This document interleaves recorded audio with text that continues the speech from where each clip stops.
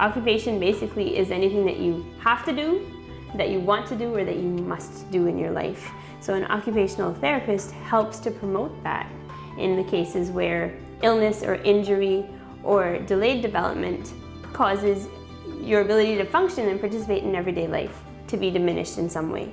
Occupational therapists work to change the task, or they work to change your environment, or they work to change you. They might help with remediation and strengthening and promotion of health in a person.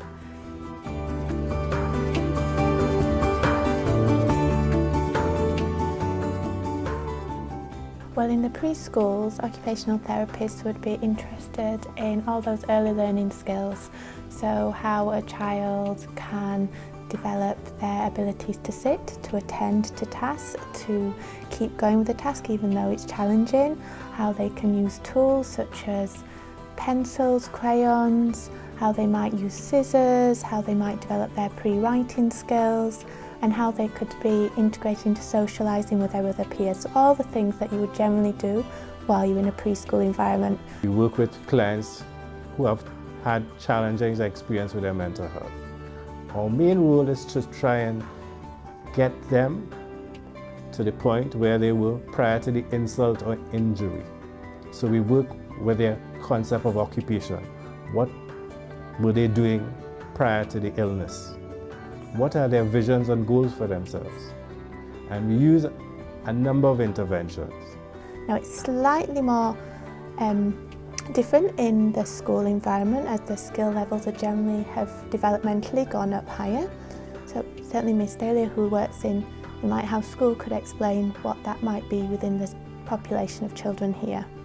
Yeah, for children in school age, when they reach the special needs school, we first have to begin with identifying, is there a disability in the child? If there is a disability in the child and the OT is called in, we would then have to do an assessment where we look at the child's strength, their strengths and their weaknesses, their physical strength, motor control, which relates to using pencils, using the equipment on the school ground, walking the hallways in and out, their ability to use bathroom.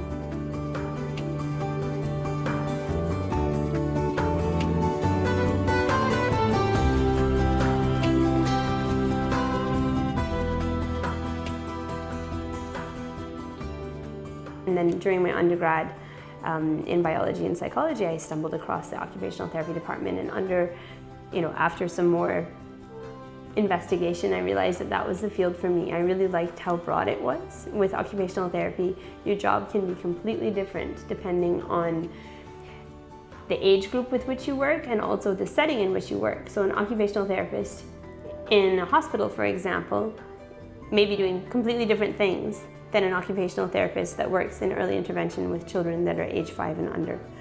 Seeing people able to challenge their life once again after insult or injury. A good example being that I worked with a client who had lots of experiences that were negative.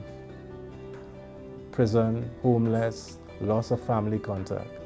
He was able to gain some insight to his illness, took on board a regime recommended by a psychiatrist, and was able to reestablish himself. Not working for 7 years, he's now working 4 years full-time.